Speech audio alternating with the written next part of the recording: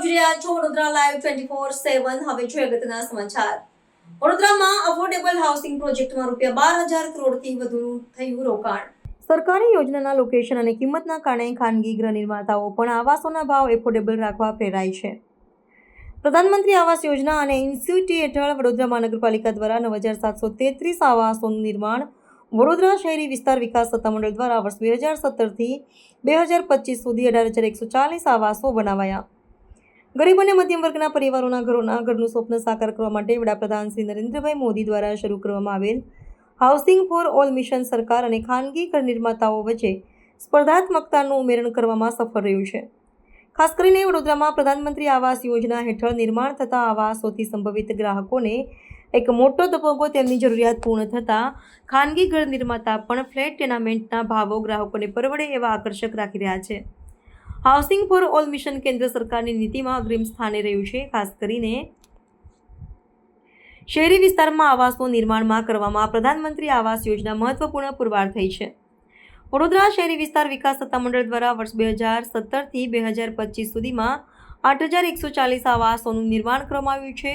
વડોદરા મહાનગરપાલિકા દ્વારા છેલ્લા 5 વર્ષમાં એફોર્ડેબલ હાઉસિંગ પ્રોજેક્ટ અને ગરીબો માટેના ઇન્સ્ટિટ્યુ હેઠળ 2,427 આવાસોનું નિર્માણ કરવામાં આવ્યું છે. વડોદરા મનપામાં એફોર્ડેબલ હાઉસિંગ પ્રોજેક્ટના લાંબો સમય કામ કરનારા કાર્યપાલક ઇજનેર શ્રી નિલેશ પરમાર કહે છે કે સરકાર દ્વારા બાંધવામાં આવતા આવાસોનું લોકેશન પ્રાઇમ હોય છે, જેથી આ હાઉસિંગ પ્રોજેક્ટ જરૂરિયાતમંદોને આકર્ષે છે. વળી ખાનગી બજાર કરતાં આવાસો વધુ સસ્તા હોવાથી તે જરૂરિયાતમંદ નાગરિકોને આકર્ષે છે. રાજ્ય સરકાર અને કેન્દ્ર સરકાર દ્વારા મુખ્યમંત્રી આવાસ યોજના, પ્રધાનમંત્રી આવાસ યોજના થકી ખાનગી ગૃહ નિર્માતા સ્પર્ધાત્મકતા વાતાવરણ ઊભું કરવામાં આવ્યું છે.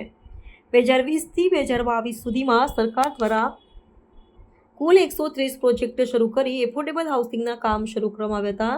જ્યારે આ જ 3 વર્ષના સમયગાળામાં ખાનગી બિલ્ડર્સ દ્વારા 1,924 એફોર્ડેબલ હાઉસિંગ પ્રોજેક્ટ શરૂ કરવામાં આવ્યા હતા.